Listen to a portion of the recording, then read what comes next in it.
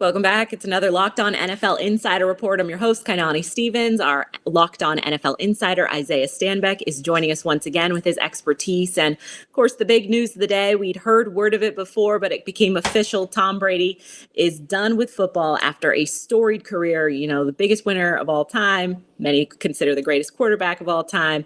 Isaiah, you had the fortune of playing with him as a part of your career. So you know him a little bit better than most of us do. We've just watched him, but obviously some of this news broke earlier and then became official today. So what were your first thoughts when it was confirmed? I'm happy. I'm happy for him. I'm elated. Obviously, everybody is enamored with the career that he had. Everybody is obviously amazed by how long he was able to play. 22 seasons, 7 Super Bowls, multiple MVPs, ridiculous amount, 15 Pro Bowls. I mean, this guy was literally, you couldn't write up a better story. So everybody knows him for being that guy. But not only was he a great and amazing, probably one of the best football players that ever played this game, but he was a great person. He was a great teammate. It's going to be hard-fetched to find anybody that's going to say anything negative about this man. I mean, like you mentioned, I did have the pleasure of playing with him in the 2009 season where I was playing quarterback and wide receiver for the New England Patriots. And it was an absolute joy to be able to step into that environment and sit back and watch and learn from one of the best, if not definitely the best in the quarterback position, but one of the best to ever touch that football field. It was an absolute pleasure. Can you elaborate on that a little bit for us? Because, I mean, obviously you're in a quarterback room with Tom Brady. That is something I don't think any of us can even imagine what that would be like. And just compare that to, you've played with other teams as well. What was it like to be in there with him and kind of see him go about his craft? Yeah, it was amazing. I was spoiled. I mean, when my time in the league, I played for the Cowboys, I played for the Patriots, played for the Giants, the Seahawks. So I was very spoiled. But that meeting room was different. I got there week 1 after getting cut from the Dallas Cowboys, and I walked into the meeting room, and actually Doc Rivers was actually giving a speech to the team that day. I'll never forget that. And then I went straight to the meeting room and met Tom, and it was Tom Brady, Billy O'Brien, and Hoyer, Brian Hoyer, and it was 3 of us as quarterbacks. And I guess in my head, I expected him to be kind of big-headed or be standoffish, and he was just an average cat, very, very nice, very, polite and professional, and he was about his business. And from the time that I stepped foot in that door, from my previous experience with the Cowboys at the time, you just knew that this place was different. You knew that the approach that everybody was taking was different, and it obviously came from Bill Belichick, and then went to Tom Brady, and then it flowed down to everybody else. Everybody was focused. Tom Brady's approach to the game mentally was second to none. The details that he applied to his film study was absolutely amazing. During that time in that era, you got to remember we're over there in the AFC, so we're facing guys like Rex Ryan and the crazy New York Jets defense, and when they had Bart Scott and everybody else in that defense, and those guys were playing 1 down lineman and 10 DBs at sometimes, and to be able to try to define exactly who was the most dangerous man and who you're going to block, and I just sat back and watched and just really absorbed how he just picked it apart and just tried to simplify everything. Instead of getting confused and getting caught in the mess and then watch like you see so many coordinators do and quarterbacks do nowadays, he just simplified things. He was like, hey, if we're going to be wrong, we're all going to be wrong together. As long as we're thinking on one accord, then we're exactly where we need to be. And that's really the approach that he took. And that's the reason why he was able to come back and win Super Bowls like against the Atlanta Falcons when they were down 28-3. Because you knew that he was always in total control, total complete control, and that you had full confidence that this guy was going to lead you to victory. You had a unique perspective because you're in the quarterback room with him, but you're also with the wide receivers. You're playing special teams. So you gotta do your role as a wide receiver as well. Yeah. Can he be demanding in that regard? I mean, obviously wide receiver wise, there's no one else you'd rather play with and catch a ball from, but you have to be in the right place, earn your stripes a little bit, kind of earn his trust. So what was that kind of like that role with? Yeah, it was a crazy dynamic because I would spend part of my day working with Billy O'Brien and Tom Brady and Brian Hoyer, obviously. So I'm sitting in there with Tom Brady watching how he does the install, watching how he watches film and what he's looking for in certain coverages and certain route concepts, what the mismatches are. And then all of a sudden I would leave that meeting room and go sit in a room with Wes Welker and Randy Moss, and I would learn it from that perspective. And then we would go through probably 2 or 3 walkthroughs before we even had one practice. And when you got on the practice field, the standard was so high. Bill Belichick runs a tight ship, as everybody can imagine, and there's just no room for error. You're not going to get through every play that's on the playlist. So you have to be precise. You have to be detailed and dialed in. And the nonverbal communication, the hand signals, the everybody being on the same wavelength, that all came and was predicated from Tom. And he wanted to make sure that he wasn't going to make a mistake. And in order for him to not make a mistake, you couldn't make a mistake. And not only did you have the pressure from the coaches and the players, but you just didn't want to let that guy down. You knew at that time, even in 2009, he was already a Hall of Fame quarterback, but he still obviously has so much more ball to give. But I was just in that environment, just like, oh crap, don't let me mess up. I don't want to let this guy down. You know, obviously if the ball comes my way, I better catch it. I better get this block. I better secure him.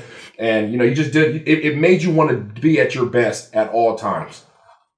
When we look at his career, obviously, you know, you go from 6th-round pick to one of the best players of all time, and the work ethic that goes into something like that. You touched on it a little bit, but can you talk a little bit? I mean, there's been many players that go to New England and talk about how complex it is and what Tom and Bill Belichick kind of put together there. But that offense is not easy to learn. So to run that and as successfully as they did for so many years, what goes into something like that?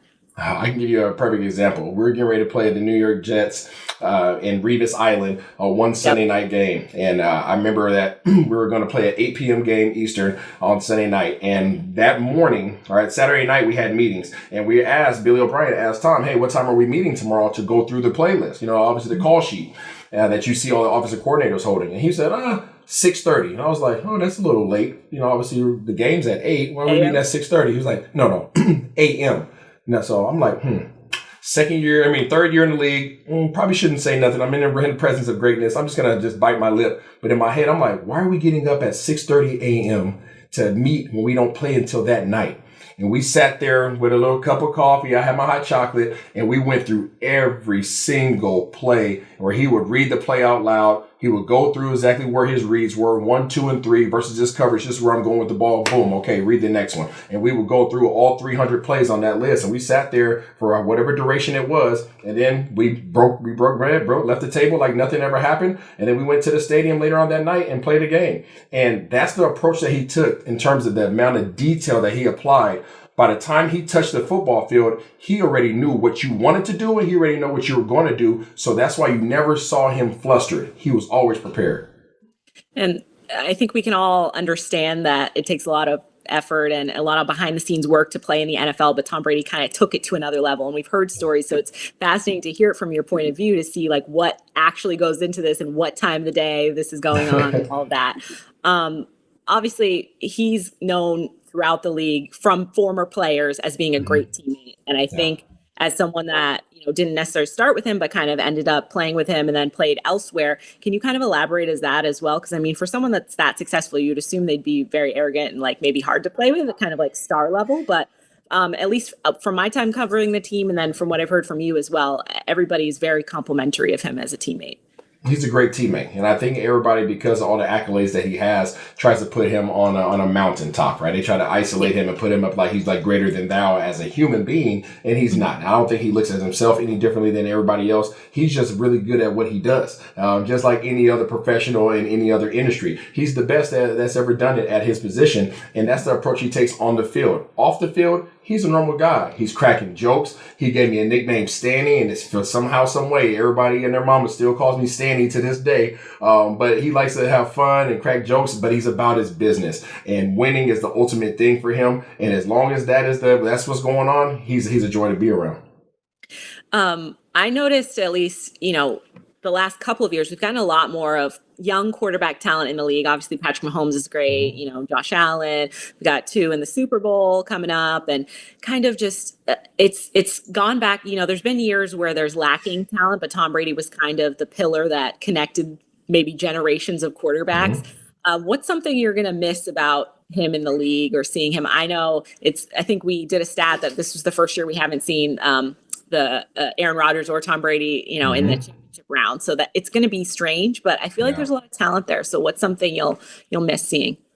There is a lot of talent obviously coming up in the league, but the dynamics of the position have really changed. We're coming from an era of guys like Ben Roethlisberger, Aaron Rodgers, obviously Tom Brady, guys that really sat back in the pocket and just picked you apart with their intelligence. They weren't going to out physical you. They weren't the most athletic guys in the world, but they were high intellect individuals that from the mental aspect, you knew that you were going to see something amazing. You knew that these guys were going to put their teams in the best scenarios possible, and not from the physical. You weren't looking for anything amazing from them physically, but you wanted to see how are they going to change things at the line of scrimmage, how they're going to move their running back to protect on their backside, how are they going to change the assignments of their receivers to make sure that they get a catch in the zone. Those are the things that I feel like we're going to miss, because I think athleticism is really starting to take over, and the intellectual part of the game I feel is kind of going away. I hope that he obviously rubs off on some of this younger generation and they start taking that approach. But you hear guys like Patrick Mahomes, this is his 5th or 6th year playing the position ever. So there's a lot of catching up to do in terms of trying to get to the level of Tom Brady. Remains to be seen if we'll see anybody quite like him. Obviously, the official announcement coming today. I'd be remiss if I didn't say, because of my full New England timeline, they feel some type of way about not being thanked. The fans up in New England, I should say, it obviously didn't end the way that maybe Patriots fans wanted it to, obviously with him leaving and not retiring a Patriot. But is this something where a little time away might kind of bring back that legacy a little bit? Because, obviously he went to Tampa and was very successful. He's the greatest of all time. When you're removed from a situation, does some of the hard feelings go away? You know what? I don't know how anybody in New England could have hard feelings towards Tom Brady. At the end of the day, you're playing, as much as it sounds, as bad as it sounds, you're playing for yourself, and then you're playing for your teammates, you're playing for your family. So there's so many aspects that come into it. At the end of the day, it's a business. You see coaches jump ship left and right. You see ownership fire coaches and players every single day. It happens. So when a player who has been committed and has been devout to a city, has given his all, decides to get up and leave because that situation doesn't work for him anymore, you can't be mad at the man. He left with pride. He left in a positive sense, went out and had more success, and now he gets to ride off in the sunset with his wife and his kids. And I don't think that anybody could look at it any other way than to just wish nothing but the best upon this man. The city of New England, Boston, that city would not be the same if it wasn't for Tom Brady. Way too many good times and 6 rings. I think that's fair. He gave him enough, right? Absolutely. Good stuff. Thanks, Isaiah, for sharing your perspective. Obviously, you played with Tom Brady, so it's great to kind of hear your stories and kind of get a feel of what that was like. So thank you. I'm Kainani Stevens. This has been another Locked On NFL Insider Report.